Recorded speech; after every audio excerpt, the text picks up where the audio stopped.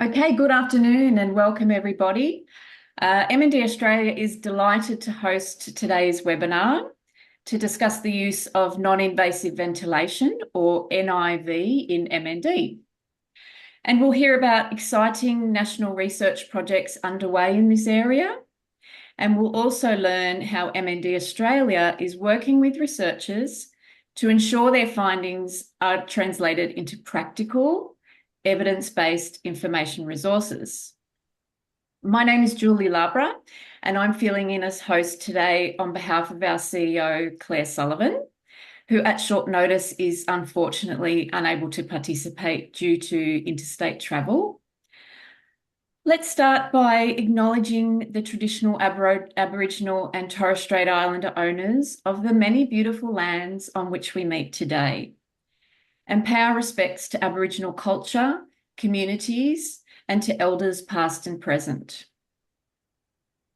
As Anzac Day approaches, we honour the service and sacrifice of all Australian and New Zealand servicemen and women, past and present. We honour their courage, commitment, and enduring legacy.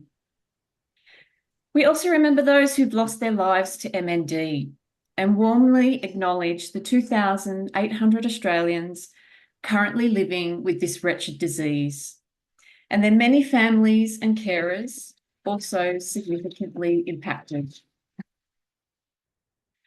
On today's agenda, we have three special presenters, Professor David Berlowitz and Dr. Marnie Graco from the University of Melbourne, followed by my colleague at MND Australia, Dr. Ginny Sargent.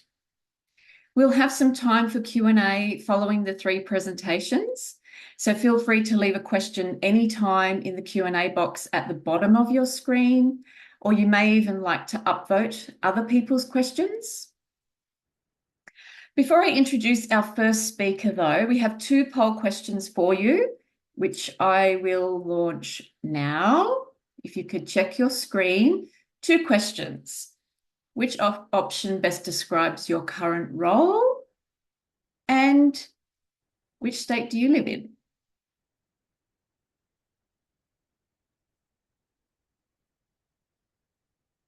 I'm just giving some time for people to respond to that. Thank you. Coming in, lots of responses.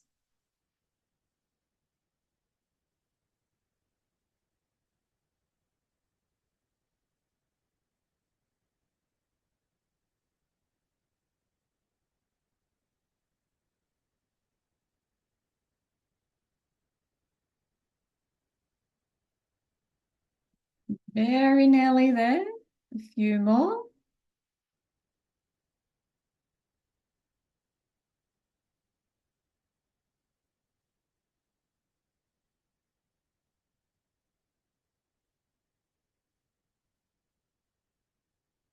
Okay. So that's a minute. I'm going to end the poll now. We don't have everybody, but let's have a look at who's responded. Okay. Can you see the results there? Yep. So we have a good mix of people from lived experience, almost 30% on the call today, which is fabulous. 42% are clinicians. We have some from not-for-profit orgs, researchers, and a couple of others. We've got great representation around the country from all of this, and we have someone from the Northern Territory. That's fabulous. Welcome, Northern Territory. And every other state is joining us today. So that's great. I'll stop sharing. All right, first up, our first speaker is Professor David Berlowitz, who will be speaking for 15 minutes. David is a physiotherapist with the Victorian Respiratory Support Service and holds the University of Melbourne Chair in Physiotherapy at Austin Health. He leads an international team of research collaborators, students, and staff who examine the causes and treatments of sleep and breathing disorders in neuromuscular disease, especially spinal cord injury and MND. So David, over to you. Welcome and thank you.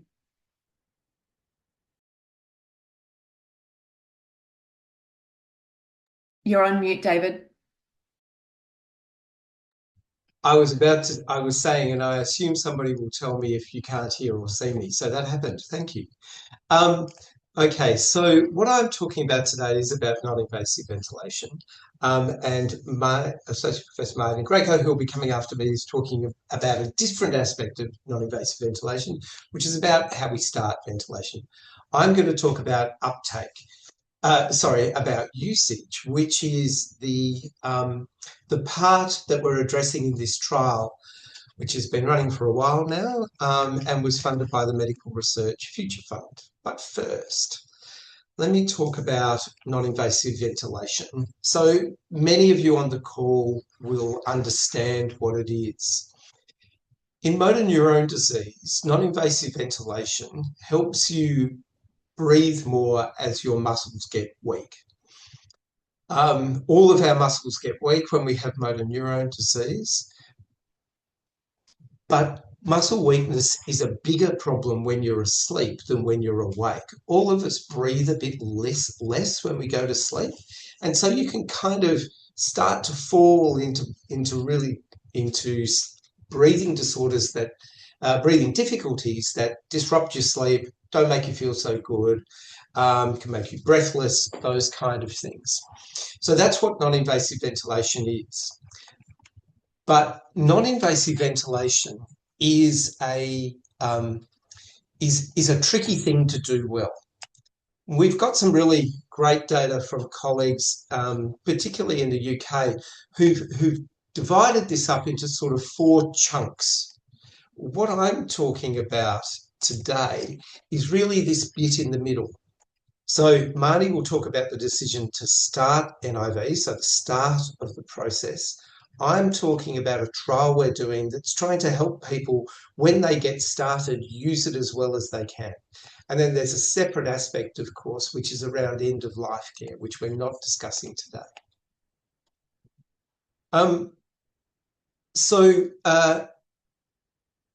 Our care models affect how we do adherence as much as how well things are set up. And I've got a nice little example for you from a paper that was published by Nicole Shears from our group a number of years ago now. We used to bring people into the hospital here to start them on a ventilator, and that was our inpatient model. And you can see back in the early 2010s, our waiting times really blew out. And in fact, they got so bad, we had people who were literally dying on our waiting list because we couldn't get them in. We all understand about bed pressures. When we moved to a model where we brought people in and out on the same day, we massively reduced the waiting time. And as this graph shows, and I'll explain it a bit more in a sec, we actually improved survival of the group overall. So this is what's called a Kaplan-Meier curve, and you'll see a bunch of them today, so I'm just going to explain them. If you see daylight between the curve on the top and the one on the bottom, it means there's a 95% chance that there's a real difference between these two groups. So this shows that this inpatient model statistically significantly improved survival in people with motor neurone disease who started MND. So how we do this job, not just whether or not you get it, really matters.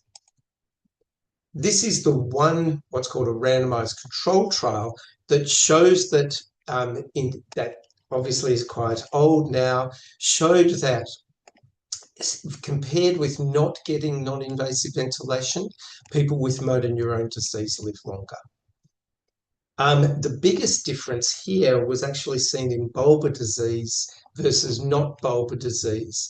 But in subsequent work, us and others have done, this difference has gone away. So non-invasive ventilation works just as well if you've got bulbar onset disease, and this is data from our group in almost 1,000 people that looked at this.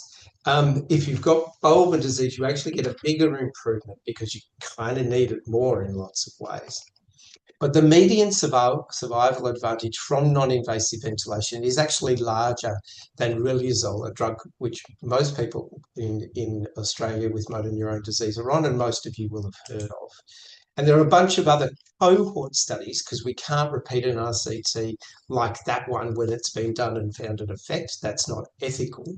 So we just have to do very careful follow-up of people over time. And lots of people have found the same thing. And in fact, one of our mates, Jason Akravo from the University of Pennsylvania, has gone even further and found really nicely that it's not just having access to a ventilator, but it's how well you're able to use it that allows you to separate between these two groups. I will try and just quickly see if I can switch my audio system and see if it's any better. So give me 2 seconds. Okay. Okay, sorry, it's not doing the right thing for me.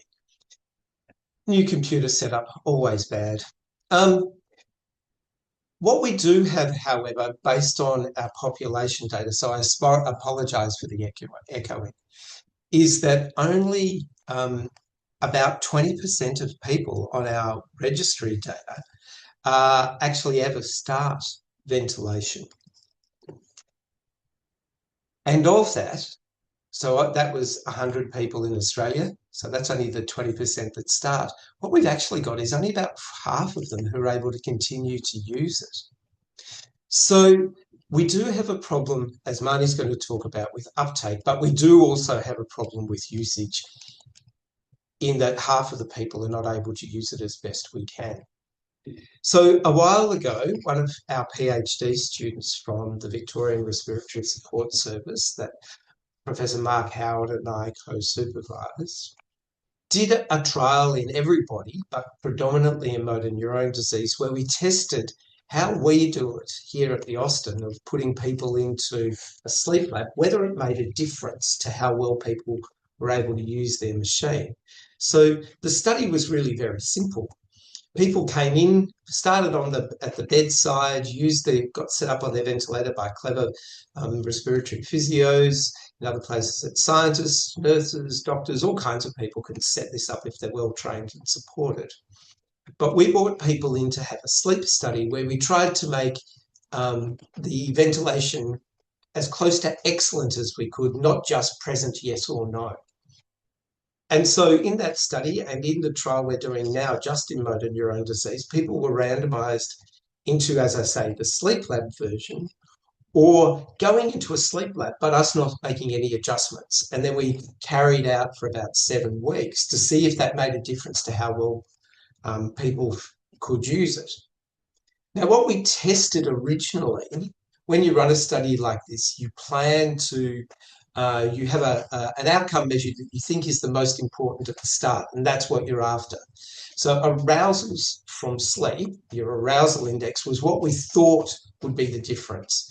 And while the sleep study version was a bit better, these are individual patients, on average, that's what those lines are, it wasn't significantly different. And neither were all of the quality of life measures that we made, how often people used healthcare or talked to us for help, or all of these quality of life and symptom kind of questionnaires. We couldn't find any difference between them. But what we did find were 2 things. The first was the coordination between the ventilator and the person were better when we put them in the sleep lab. So the machine did what the person's body kind of wanted them to do. It found when they were breathing in and found when they were breathing out and was perfectly synchronized. And that's what these patient ventilator asynchrony indices look at. What we also found, though, was that on average, people in the PSG group used it more, but in particular, apologies if you hear an announcement, they used it more on average, but also more people who couldn't use it below that magic 4-hour threshold that seems to give the best survival advantage. More people sort of moved up into this bucket of being able to use it more than 4 hours, and fewer fell back down, which is just shown again here. But when we just looked at the ALS, the MND group, this difference was even bigger than in all comers kind of thing. So it does seem like, particularly for people with motor neurone disease, we're able to really tweak things in a sleep lab. But this is one site, this is one group. We don't know if that works the same in all sites. We don't know if other people set up patients better at the bedside than we do at the VRSS. So we need to test this in a multi-center study, and so that's what we're doing. So the PSG for NIV, sorry, PSG for NIV in MND, the three-letter acronym trial, is looking at how many people we can help be more adherent with this process. We're looking at differences in blood oxygen and carbon dioxide, so how well it's controlling breathing, how strong you are, and a bunch of patient-reported outcome measures. And then we're also doing some machine learning work around trying to automate this process if it's real. And we've just actually finished the 12-month follow-up part of this study. So we have sites in all of these parts of Australia. You can see across Queensland, New South Wales, Victoria, Adelaide and Perth. But we got COVIDed. I wrote this grant before we knew what that was. We got it just before lockdown number 1 and number 2 in Melbourne. We bounced around, and so we lost 2 years. Because particularly, though you can remember, most of you, I think, what life was like before COVID. We couldn't get telehealth. It wasn't a thing. And not surprisingly, particularly people with disability, especially respiratory compromise, didn't want to come to a hospital. And clinical services adapted. We had Medicare for telehealth. And so it just ain't the same as it used to be. What that did was pretty much halve how many people we needed to get into the trial. So when you set up a trial, you have an estimate of how many people you need to come in to be able to find an effect. COVID just killed that. So what do? We want to be, this is a large trial. We need 244 participants, and we don't want to have an underpowered trial that doesn't respect all of the valuable contribution of the participants so far. So you phone a friend. The Canadian Home Mechanical Ventilation Research Network, which is headed up by Professor Reshma Amin at SickKids in Toronto, we called the Mounties. They came to help. So we were able to get some funding to extend the trial to Canada. And so we're now running across Canada, and we have plans to pick up a couple of extra sites as well.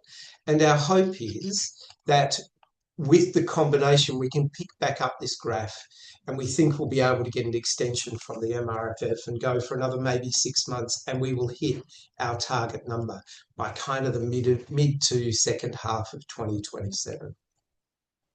So this is how we're trying to address this problem of using ventilation enough so that you get the benefits in terms of survival that everything we know about it says we should be able to achieve. But we still have this problem with not, as in some other places, particularly in Europe, where maybe 60 to 80% of the population actually get to start NIV.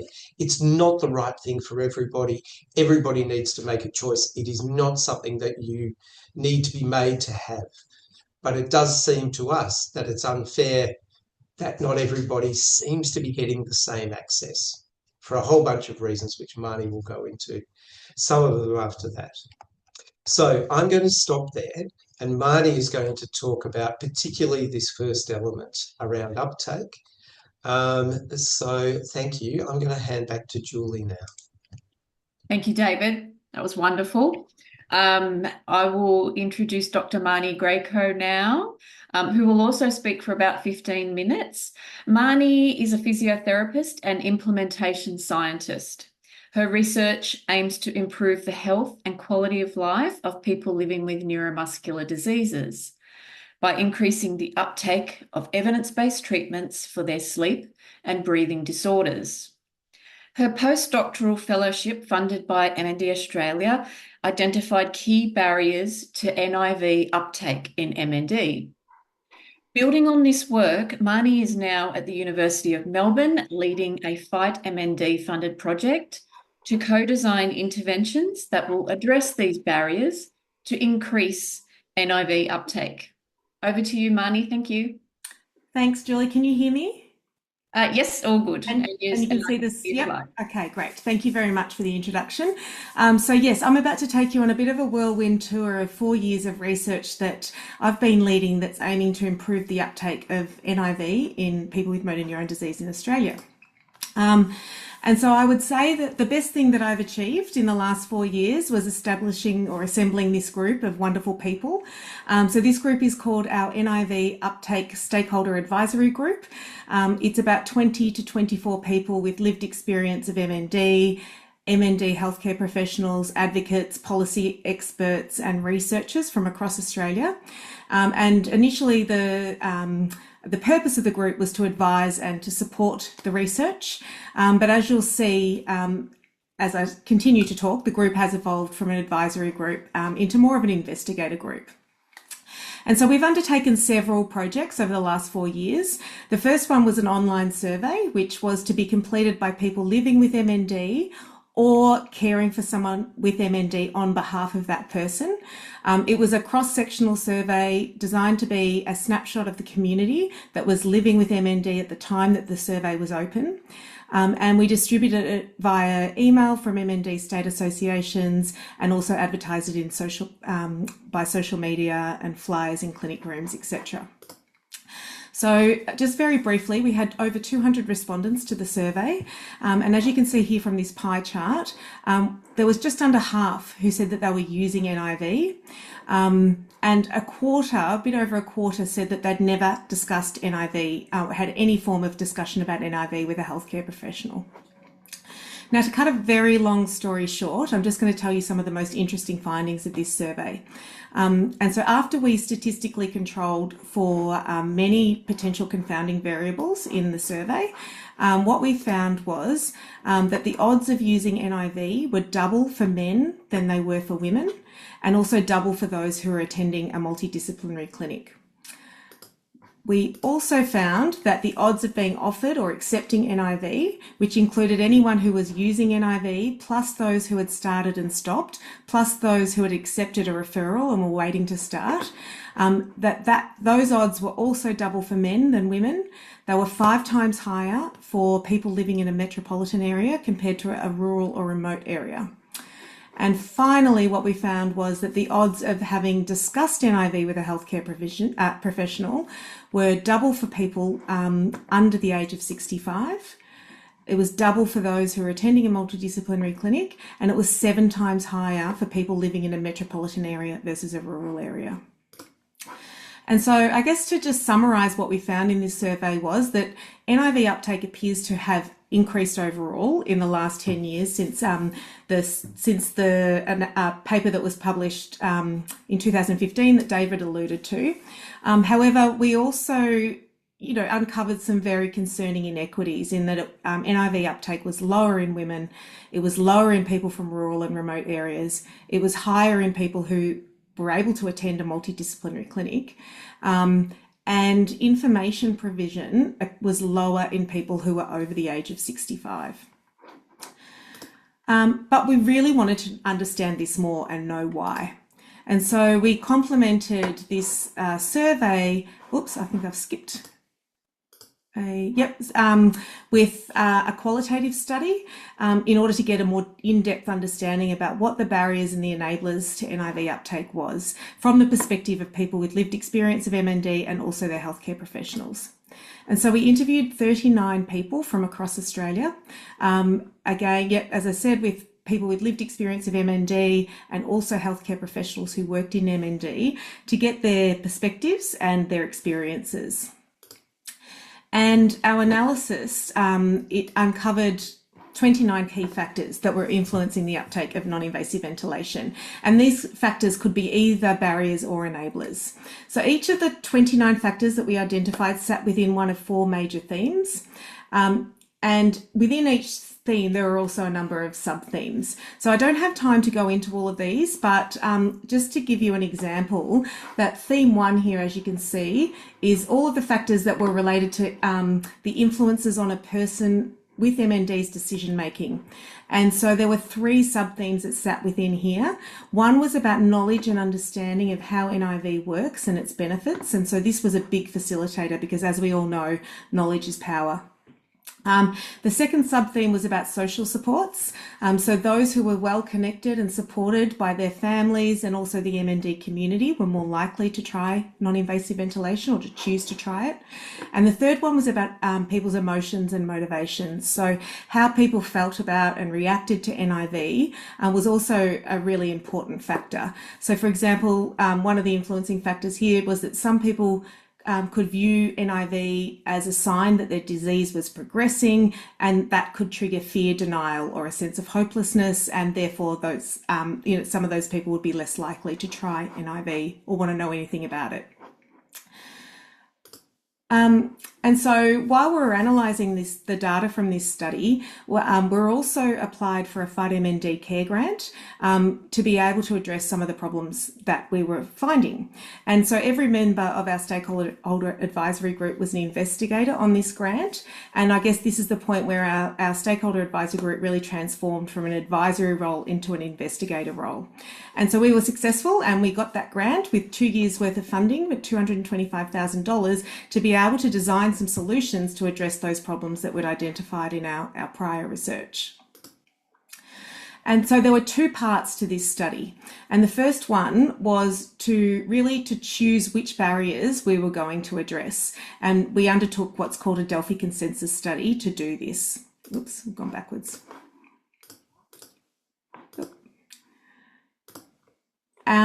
So our first job for this part of the study was to gather all of the information about the barriers and facilitators to NIV uptake. And so we collated information that we'd gathered from the survey, plus our qualitative study, plus other research literature to create a list of 30 factors that we knew were influencing the uptake of NIV in Australia. And then we flew our stakeholder advisory group to Melbourne. And as you can see by the photo here, we locked them in jail for 2 days and we put some of them in home detention because they were able to join online. But we spent 2 days discussing every single one of those 30 factors and voting with 3 rounds of voting using this Delphi methodology on which factors were the most important or had the biggest influence on uptake and which ones were feasible for us to be able to address with the resources that we had available. And I have to say that those 2 days were a real highlight of my career. It was just an incredible experience. I don't expect you to read this, but we ended up with a list of those factors that was now prioritised by how important they were and also whether we could address them with the resources we had available. And so this graph here just shows it in another way. And what we've done is put the factors, the 30 factors into quadrants. And you can see here in this upper right hand corner that there were 11 factors in here that met the criteria for both being highly important and also highly feasible for us to address. And so these were obvious targets for our research. And just to give you a couple of little examples, so influencing factor 2 here is that a person with MND has sound knowledge and understanding of how NIV works and the benefits related to NIV. And influencing factor 9 was that healthcare professionals provide timely, consistent information about NIV. And so armed with this ranked prioritised list, our stakeholder group then chose what they wanted to do, what they wanted to target in the co-design study. And so the decision that they made was to co-design interventions that empower people with lived experience of MND with the knowledge, skills and supports to make an informed decision about NIV as a treatment for them, and that would directly address those 4 different factors that we found were important and feasible.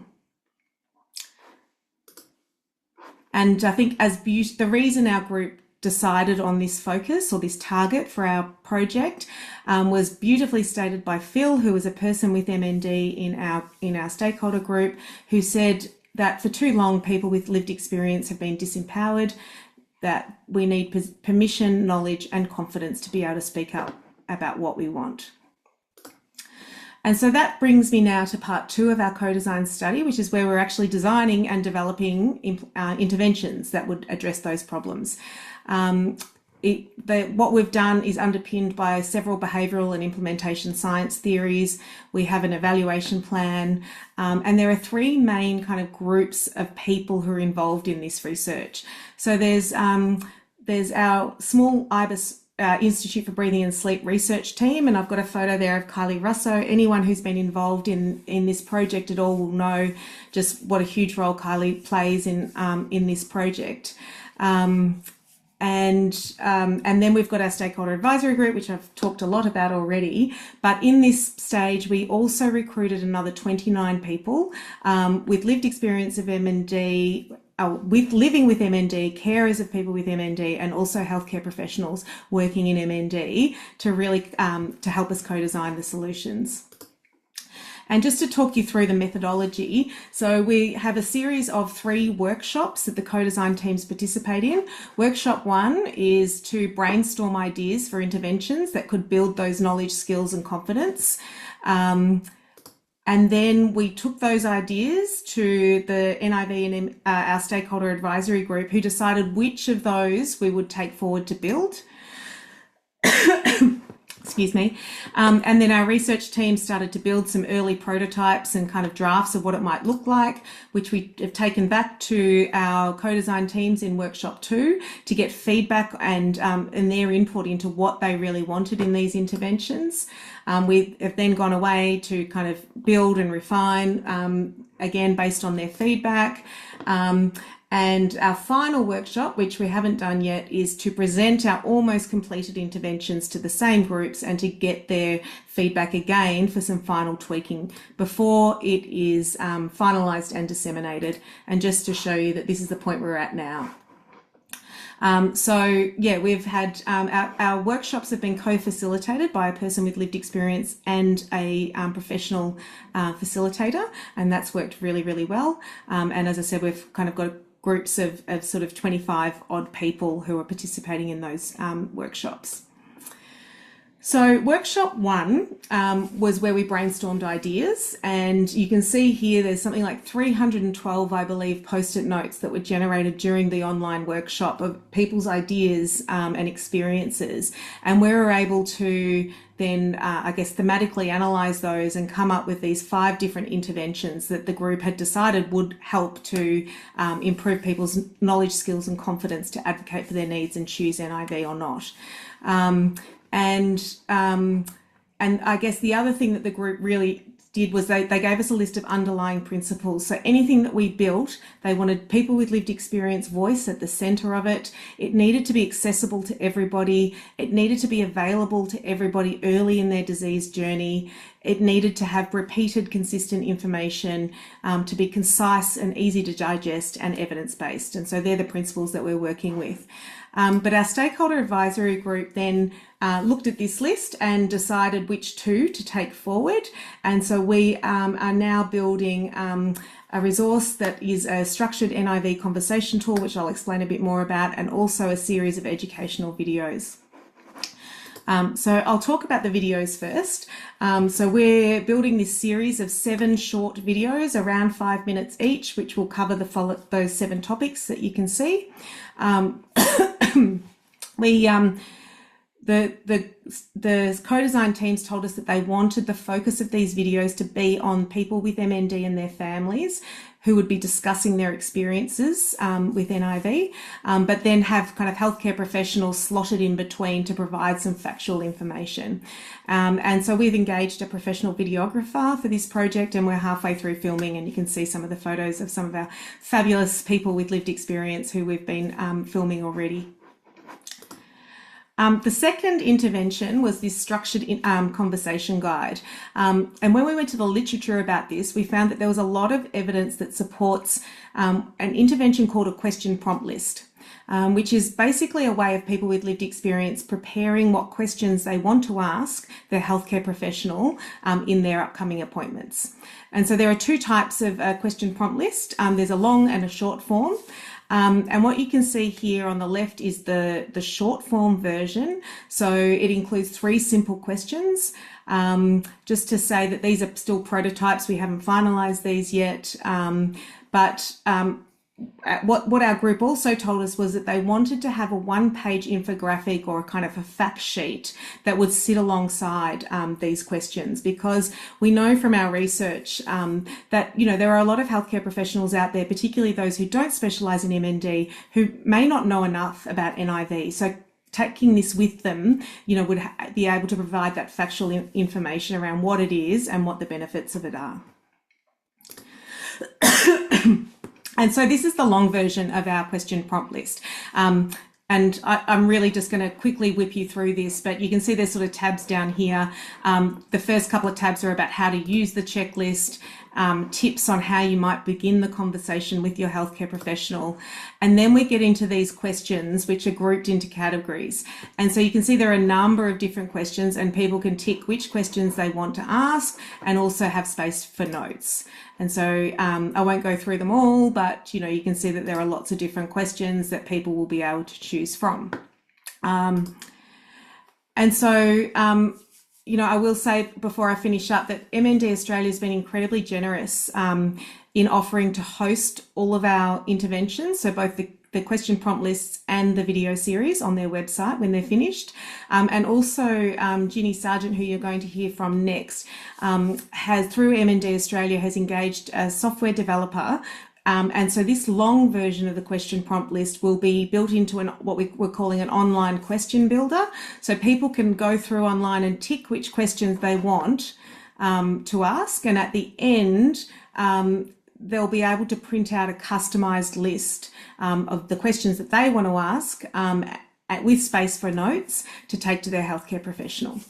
But before I hand over to Ginny, I just want to say a huge thank you to all of the wonderful people who have contributed to this work. And there are many, as you can see. I haven't even listed the 29 people from the co-design teams, but also our funders. So Fight MND, MND Research Australia, and more recently, the Institute for Breathing and Sleep has provided a little bit of top-up funding to allow us to extend the video series. So thank you. Thank you, Marnie. We're very much looking forward to the results and final resources and outcomes coming out of your project. It's very exciting work and really practical stuff. Okay, our final speaker for today is Dr. Ginny Sargent from MND Australia. Ginny is a population health academic by training with expertise in science communication. She will now share how the knowledge translation team at MND Australia are collaborating with researchers to build useful, evidence-based resources and making it easier for people to find them. Over to you, Ginny. Thank you. Thanks, Julie. And thanks, Marnie and David, for such an interesting talk about NIV. I know there's a lot of interest. We hear about it a lot, and it's really terrific to have this opportunity to talk a bit more about what MND Australia is doing in making information that's coming out of research available to the people who can use it.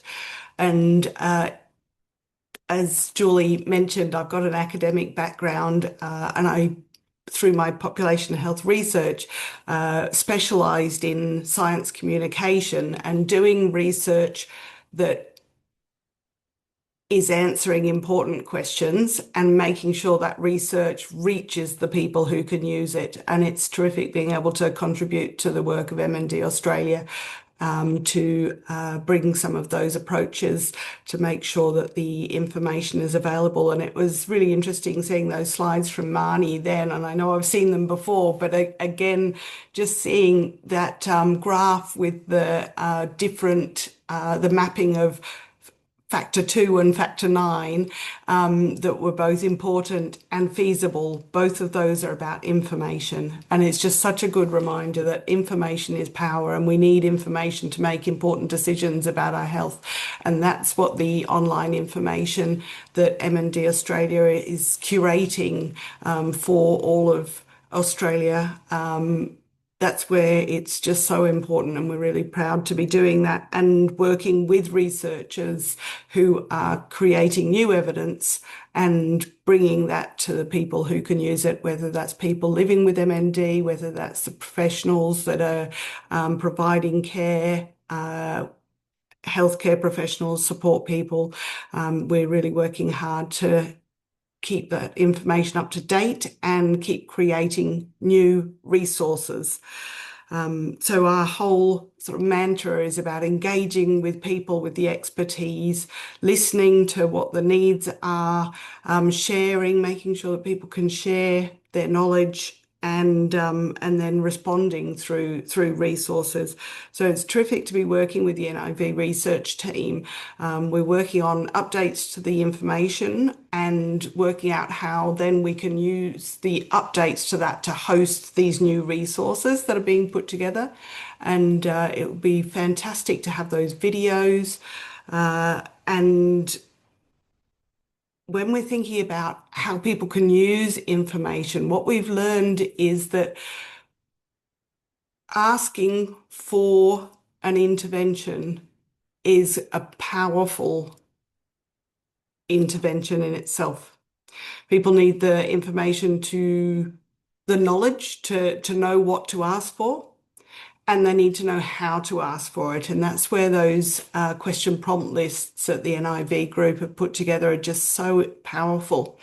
And it's been a pleasure working with them to identify the need of a tool that would host those. And we have some funding from the NDIA through the Peer Support Capacity Building Grant that has enabled us to get some web development of this new tool that will enable people to choose those questions that they want to ask that are important to them at that time, and then have a short list rather than taking the whole long list. It's quite a simple idea, but makes the consultation and the preparation for an appointment a lot more useful for people. And there's a lot of evidence behind having a question builder like that too. And we'll be using that on other content areas as well. And the NIV is the first one that we're building it with, but we've got some other content areas we'll be using later in the year. Also later in the year, just to forecast, as Marnie said, the workshops will be workshopping that tool along with some of the content. So we'll be launching the new information later in the year. I look forward to sharing that with you all. Also later in the year, we'll be sharing some resources that are being developed with MND Queensland and the speech pathology clients of MND Queensland about what you can do when speech is affected by MND. So we're again developing how we can host those resources at the moment and be launching that next month. And we're also working with funding from Fight MND. We've been evaluating online language translation to make information more available to people who might have English as a second language. And we're getting really good responses through our testing of that. It's not straightforward, and there's been some issues we've had to address before we make that available. That'll be launched later in the year as well. And for all of these new resources, I just want to say thank you to everybody who's been involved. There's a lot of people with lived experience of MND that are generously donating their time to contribute to feedback and testing of these, and it's invaluable. Thank you. And if anybody else would like to be involved in in that, please just send us an expression of interest to our email, which is resources@mndaustralia.org.au. We'd be delighted if you want to give feedback on a tool anytime or any information, or if you want to be involved with our user review group. We meet 3 or 4 times a year, but if meeting's not your thing, then we can meet one-on-one or communicate over email as well. Be delighted to have your input. So welcome feedback and welcome questions about the information. Over to you, Julie. Thanks, Ginny.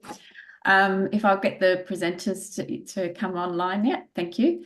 I thank you everyone for your talks. I think these initiatives, these projects really highlight the importance of grounding research in lived experience and getting people involved in the research and building on that, and then everyone else in the community collaborating. So these projects are great examples of people with lived experience, researchers, clinicians, not-for-profit organisations, everyone working together to try and make things better for people living with MND. We've had some questions in the chat, and thank you to those who've put your question in already. If you would like to add a question in the chat, now is a good time. The first question I am actually going to address to you, David, I think David and Marnie. We have a question on when is it the best time for a person with MND to actually start NIV? And is there an SPO level as an indicator, or is there any benefit in starting before SPO levels drop? I might jump in, and maybe this will help with the sound. There is not a clear cutoff in oxygen saturation level for people to start at. In Australia, we have fairly broad and inclusive levels for when somebody can start NIV. It's typically through first contact with a MND clinic or a neurologist, and then through to sort of respiratory and sleep supports. There are guidelines around various things about sleep, about symptoms, about physiology measures like how strong you are in your breathing muscles. But broadly speaking, they're similar to what is used by the National Institute of Clinical Excellence, I think it's called, the NICE guidelines in the UK. There's also a project which people can look up online. There's also a project underway to build Australian MND care guidelines, which is in the middle of being run, and one of the first recommendations is actually out for public comment. So there are being rapidly developed Australian guidelines. The short answer is you need to talk to the people who do this a lot, and they'll be able to help optimize the right time for you. And I'll throw to Marnie. Can I just extend to that, David? Are there, like for people working in the hospitals, are there specific clinical signs that maybe not SPO levels, but clinical signs that might give a good indication? So I think there's no single sign. This is the difficulty with weakness during sleep, and when exactly is the best time to start your NIV. There's a number of trials underway around the world that are looking at this because it does vary from place to place. As I said, the clinical practice guidelines are pretty broad because an experienced clinician, somebody who's seen people like this before, will be able to pick up on some of the more subtle signs. And so we think this is one of the real benefits that people get from attending a multidisciplinary clinic, in fact. that having expertise concentrated in around a full multidisciplinary team can help with getting people all of the aspects of care they need, whether that's feeding support, seating assistance with breathing overnight through NIV, those kind of things. So I'm sorry that I'm being vague. It's because the answer is vague. To be honest, it is a specialist area of practice. Yes, thank you. Yeah, but there is, as David said, there is, there are several trials underway, and there have been some trials done that have shown that perhaps, not leaving it too late is better. But hopefully in a few years we will be able to definitively answer that question with the studies that are underway at the moment. And do you have any idea from your research or from your clinical experience? So there's a discussion on when to initiate NIV, but when should people start talking to patients about NIV? I can have a go at that one. So yeah, in our interviews, we've, asked that question. And, I think it's as early as the person is ready to hear about it is generally the kind of answer. So people with MND overwhelmingly want, the ones we've spoken to overwhelmingly want more information early, to provide that earlier. Obviously, there has to be, I guess, there's a certain time that it's right to provide for that person. Too soon to the diagnosis, and maybe they're not ready to hear that information or ready to take it in because they're still processing their diagnosis. And so I think it's a case-by-case basis, but as early as that person is ready, I think, to hear that information is the better. Thank you, Marnie. Okay, the next question I'm going to throw to is the extension of life expectancy in addition to the expectation from real years old? That one's easy. Yes. In all of the trials, everybody had real years old, and you get that additional benefit from NIV on top of it. So it's not either or by any means. It's an additional benefit. It's a bit like there's an additional benefit from going to an MND clinic, almost regardless of what you get at the clinic. So all of these things are small gains, or small or not so small, but all of them are important gains. Yeah, excellent. Thanks, David. Okay, just we have some people asking about the resources that Marnie has been talking about, and just to note that they aren't yet available, but coming soon. I think, do you want to give an indication, Ginny and Marnie, as to when? I think in the second half of this year, I would say probably, yeah, maybe, well, I can't say, but definitely before the end of the year, we're planning to have these up on the MND Australia website and available for everyone. Thank you.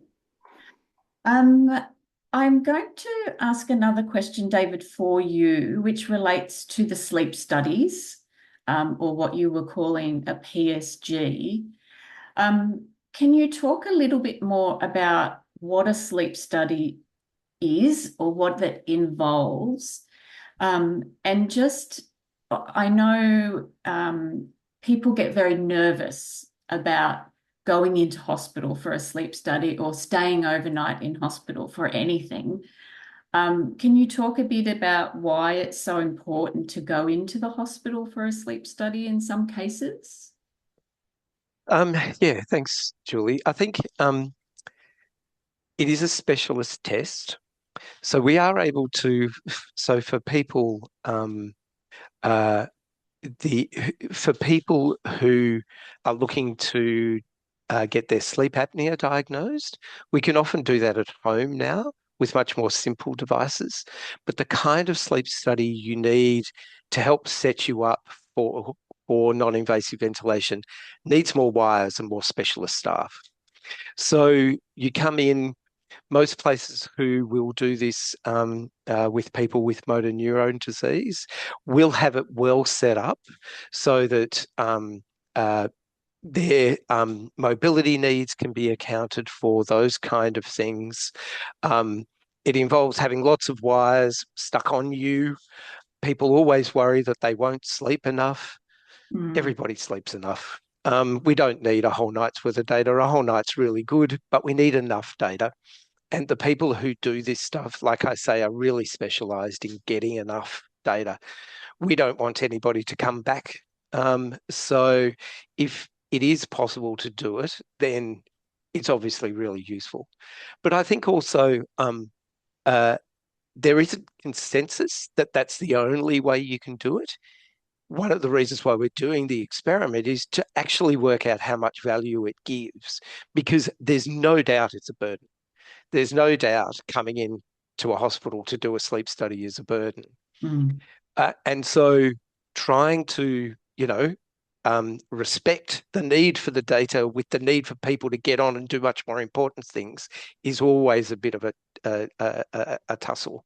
So again, your multidisciplinary clinic is your friend here because they will be able to advise you. Yeah, very good. Thank you. We had someone asking about the difference between BiPAP and CPAP, or NIV and CPAP, they're the same thing. I can quickly share the perfect slide. Give me 2 seconds. If I can... Oh, no. Yeah, I might just need to find my share thing, given that I've got everything small. Sorry. Do you want me to try and explain it in words, David, while you find it, or? It's cool. We got it. All right. So this slide actually describes it perfectly. So CPAP is continuous positive airway pressure. So the amount of pressure coming in when you breathe in and when you breathe out is the same. BiPAP and other forms of non-invasive ventilation have a difference. It pushes in harder than it lets you breathe out. So I think it was Craig who asked that question initially. The exhaled pressure will keep your throat open and fix the upper airway collapse, the sleep apnea, if you've got that. And the extra inhale pressure will help you take a deeper breath. So that's the difference between the two. Ventilation actually improves the amount of carbon dioxide that you get out of your body, and thus you get more oxygen in. That's good. Marnie, are you good with that? Yep. Thanks, David. The last question or topic is somebody has asked about the option of tracheostomy. Now, that in itself is a very big topic and probably needs a separate webinar on its own because it's such a big topic. But would David or Marnie, would you like to comment at all on the use of tracheostomy in Australia? So this, of course, comes with caveats because the truth is we actually don't really understand everything about tracheostomy use in Australia.